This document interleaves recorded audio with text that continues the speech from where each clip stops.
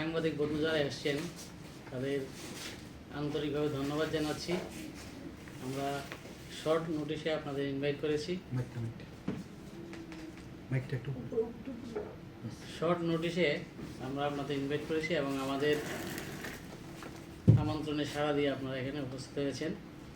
আজকে এই প্রেস মিটে আমার সঙ্গে আছে আমাদের জয়েন্ট এমডি শ্রী বিনয় ভূষণ দাস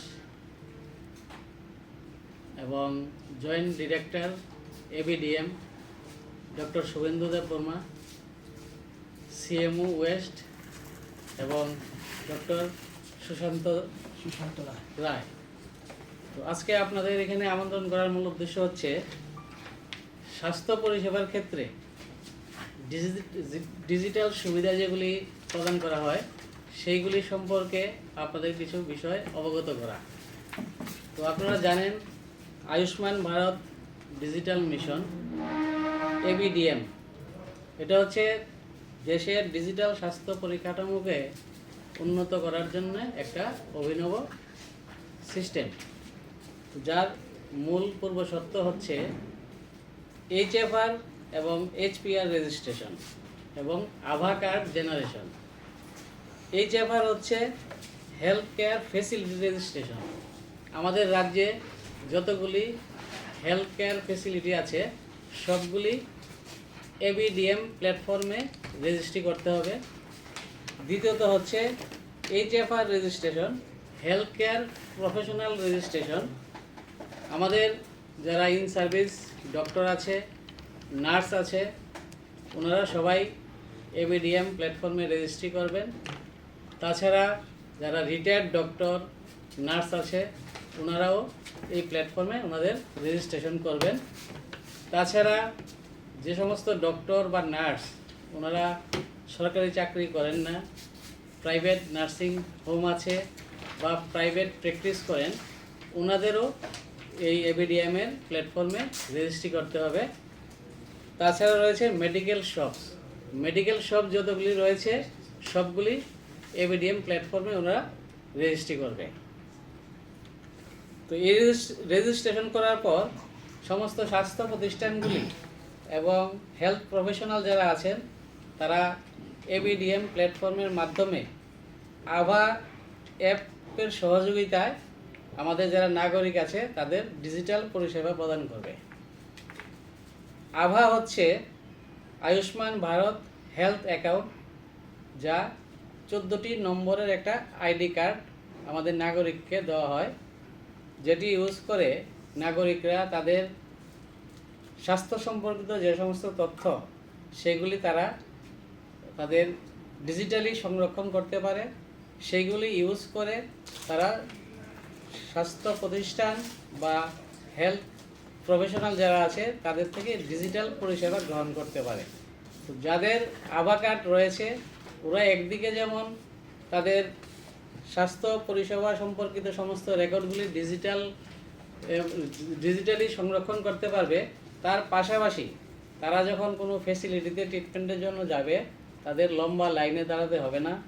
তাদের যে ল্যাব টেস্ট রিপোর্টগুলি আছে সেগুলিও আভার মাধ্যমে তারা পেয়ে যেতে পারে, আভা আইডির মাধ্যমে। তাছাড়া পুরনো যেগুলো রেকর্ড, আমরা সবসময় ডক্টরের কাছে গেলে পুরনো রেকর্ডগুলি হাতে করে নিয়ে যাই, এই ক্ষেত্রে তাদের এই রেকর্ডগুলির হাতে করে নিয়ে যেতে হবে না।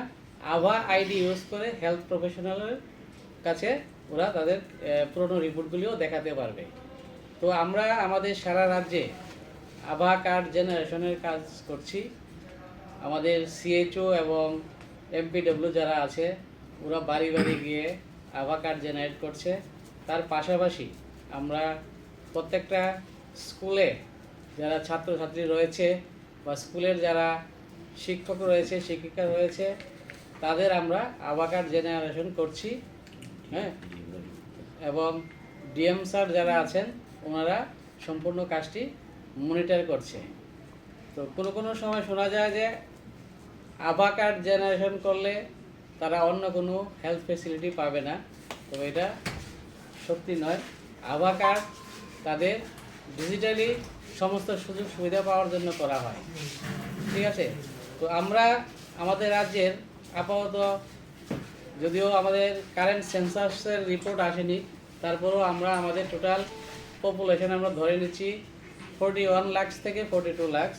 এর মধ্যে আমরা অলরেডি 19.43 লাখ আভা কার্ড জেনারেট করেছি, বাকিগুলি জেনারেশনের প্রসেস চলছে। আমি আপনাদের মাধ্যমে আমাদের রাজ্যে যারা এখনও আভা কার্ড জেনারেট করেননি তাদের অনুরোধ করব, ওনারা যাতে তাদের আভা কার্ড জেনারেট করে ডিজিটাল পরিষেবার সুযোগটা তারা গ্রহণ করে। আর যারা ডক্টর রয়েছে, নার্স রয়েছে বা মেডিকেল শপ যাদের আছে, যারা এখনও এবিডিএম প্ল্যাটফর্মে রেজিস্ট্রি করেননি, তাদেরও আমি অনুরোধ করব তারা যাতে সবাই এবিডিএম প্ল্যাটফর্মে ওনাদের HFR HPR রেজিস্ট্রেশন করে, মেডিকেল শপগুলি রেজিস্ট্রেশন করে, যাতে আমরা পুরো প্রক্রিয়াটা এন্ড টু এন্ড আমরা যাতে ডিজিটাল পরিষেবা চালু করতে পারি। তো এক্ষেত্রে আমার আলোচনা এতটুকুই।